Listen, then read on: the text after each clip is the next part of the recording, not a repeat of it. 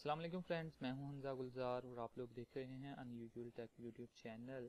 तो गाइस, आज की इस वीडियो में मैं आप लोगों को बताऊंगा कि किस तरह आप लोग सैमसंग गैलेक्सी S10 प्लस को रूट कर सकते हैं। इसके अलावा आप लोग इस वीडियो की मदद से Samsung Galaxy S10e, S10 5G और S10s को भी रूट कर सकेंगे। इनफैक्ट आप लोग इस वीडियो की मदद से किसी भी सैमसंग के मोबाइल को ईजिली रूट कर सकोगे। तो सबसे पहले मैं आप लोगों को अपना मोबाइल है जो वो चेक करके बताता हूँ कि ये रूट है कि नहीं है। तो आप लोग यहाँ पर देख सकते हैं कि मेरा जो गैलेक्सी S10 प्लस का जो मॉडल है वो अभी तक रूट नहीं है, लेकिन इस वीडियो में मैं आप लोगों को ये सिखा दूंगा और आप लोगों को लाइव करके भी बताऊंगा कि किस तरह आप लोग सैमसंग गैलेक्सी के S10 प्लस के मॉडल को कैसे रूट कर सकते हैं। तो गाइस, गैलेक्सी S10 को रूट करने से पहले हमें कुछ चीज़ों को जान लेना चाहिए जिनकी हमें इस वीडियो में ज़रूरत पड़ेगी। सबसे पहले मजिस्क ऐप है जो हम अपने मोबाइल में इंस्टॉल करेंगे। दूसरे नंबर पर ओडिन जो सॉफ्टवेयर है वो हम अपने लैपटॉप या फिर अपने कंप्यूटर में इंस्टॉल करेंगे। एंड तीसरे नंबर पर हमारे मोबाइल का firmware। हम कैसे अपने मोबाइल का firmware नेट से डाउनलोड कर सकते हैं ये मैं ऑलरेडी अपने चैनल पर वीडियो बना के डाल चुका हूँ, लिंक आप लोगों को डिस्क्रिप्शन में मिल जाएगा। और ऊपर जो मजिस्क और ओडिन है, इन दोनों ऐप्स का भी लिंक आप लोगों को डिस्क्रिप्शन में मिल जाएगा। सिंपली आप लोग वहां पर जाकर इन्हें डाउनलोड कर लीजिए। तो गाइस, शुरू करते हैं। सबसे पहले आप लोगों ने अपने मोबाइल को अपने कंप्यूटर के साथ कनेक्ट करना है डाटा केबल के जरिए। एंड उसके बाद आप लोगों ने अपने मोबाइल की सेटिंग में जाना है। सेटिंग में जाएंगे तो सबसे नीचे आप लोगों को एक ऑप्शन मिल जाएगा अबाउट फ़ोन का, आप लोगों ने उस पर क्लिक करना है। एंड इसके बाद आप लोगों ने सॉफ्टवेयर इंफॉर्मेशन पर क्लिक करना है और बुल्ड नंबर पर 5 से 6 मरतबा टैप करना है और आपके पास एक और ऑप्शन अवेलेबल होगा जिसे हम डेवलपर ऑप्शन कहते हैं।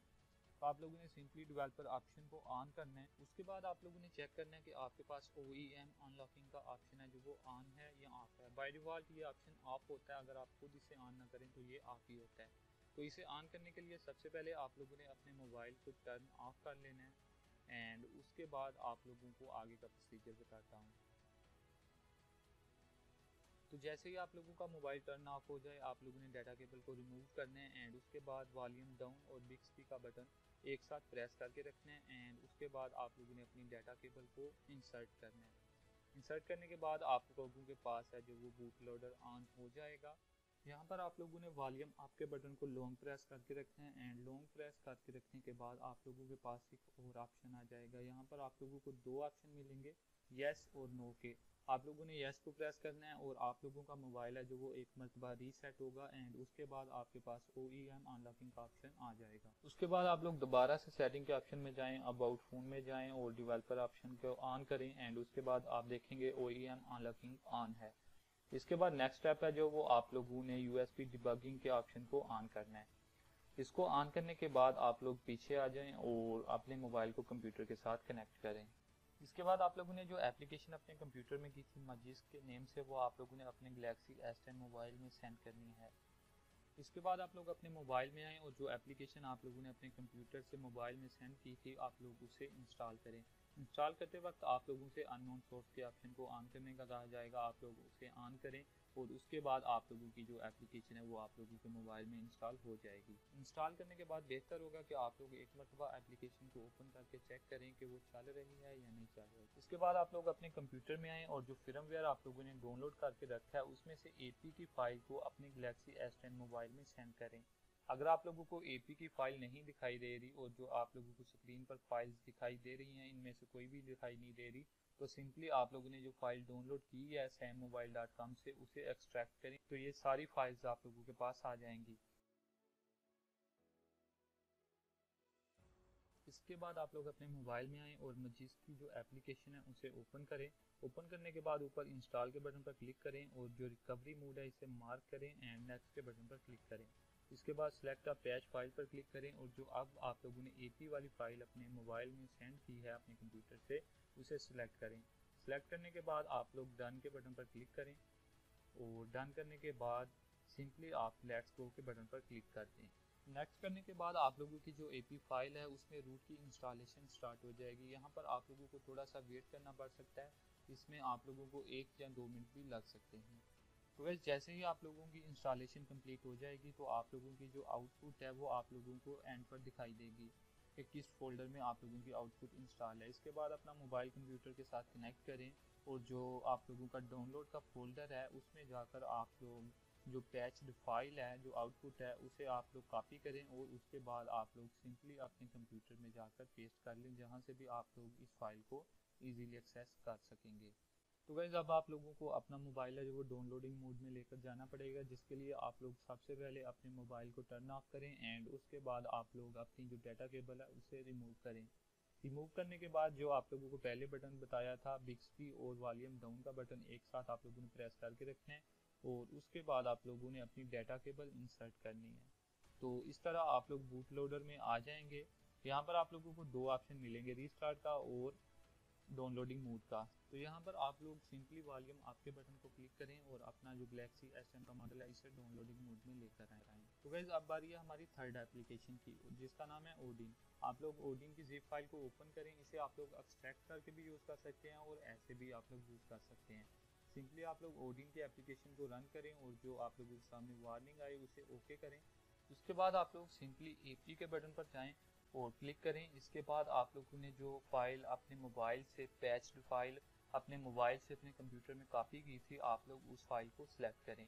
उसके बाद सेकंड ऑप्शन है ऑप्शन का, उसमें जाकर आप लोगों ने ऑटो रीबूट के ऑप्शन को अनटिक करना है एंड उसके बाद आप लोगों ने स्टार्ट के बटन पर क्लिक कर देना है।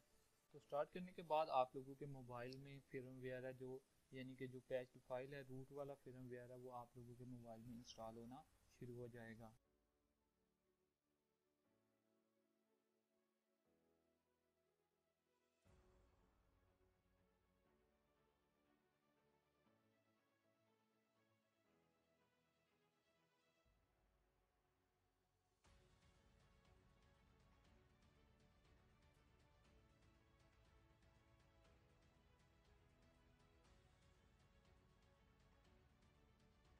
तो गाइज अगर आप लोग यहाँ पर गलती करते हो तो आप लोगों को सारा प्रोसेस दोबारा से करना पड़ेगा। सिंपली पावर बटन और वॉल्यूम डाउन बटन को प्रेस करके रखना है ताकि आप लोग डाउनलोडिंग मोड से बाहर आ सकें और उसी के साथ आप लोगों ने बिक्सबी वॉल्यूम अप और पावर बटन को प्रेस करके रखना है। जैसे ही वार्निंग आपके सामने आए आप लोगों ने पावर बटन और बिक्सबी बटन को छोड़ देना है एंड वॉल्यूम अप के बटन को प्रेस करके रखना है, यहाँ तक कि आप लोगों के सामने ये वाली स्क्रीन आ जाए। यहाँ पर आने के बाद आप लोगों ने वाइप डाटा फैक्ट्री रीसेट के बटन को पावर बटन के साथ सिलेक्ट करना है और इसे फैक्ट्री रीसेट कर देना है। फैक्ट्री रीसेट जैसे ही कंप्लीट हो जाए तो आप लोगों ने रीबूट के बटन को क्लिक करना है। जैसे ही आप लोगों का मोबाइल ऑफ हो आप लोगों ने पावर बटन, बिक्सबी बटन और वॉल्यूम अप के बटन को प्रेस करके रखना है। जैसे ही ये वार्निंग आए आप लोगों ने सारे बटन छोड़ देने हैं और अपने मोबाइल को ऑन होने देना है। तो गाइज इसके बाद क्योंकि आप लोगों का मोबाइल है जो वो वाइप डाटा फैक्ट्री रीसेट हो चुका होगा, तो आप लोगों ने सारी सेटिंग्स दोबारा से करनी है जिस तरह आप लोग पहले करते थे मोबाइल रीसेट करने के बाद। तो आप लोगों ने सेम उसी तरह आप लोगों ने सेटिंग्स करनी है जैसे आप लोग अपने मोबाइल को रीसेट करने के बाद करते हैं एंड उसके बाद जैसे ही आप लोगों का मोबाइल है जो वो ऑन हो जाएगा उसके बाद आप लोगों को आगे का प्रोसेस बताते हैं।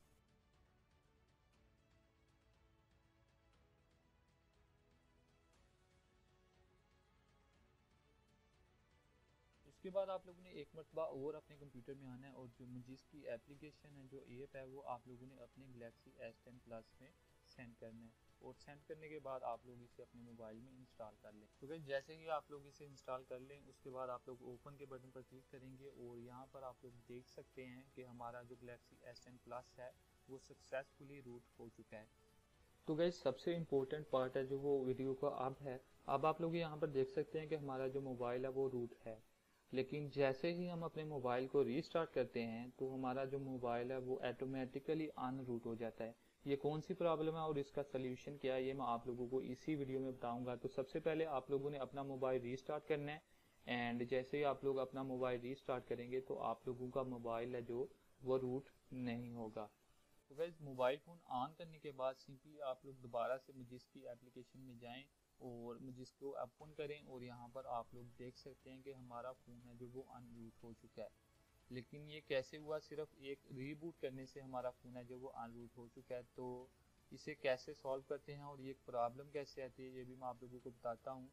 तो गाइज गैलेक्सी S10 प्लस में दो पार्टीशन है। आप लोग जैसे अपना मोबाइल रूट करते हो तो आप लोगों की जो रूट पार्टीशन है वो पार्टीशन ए में होती है।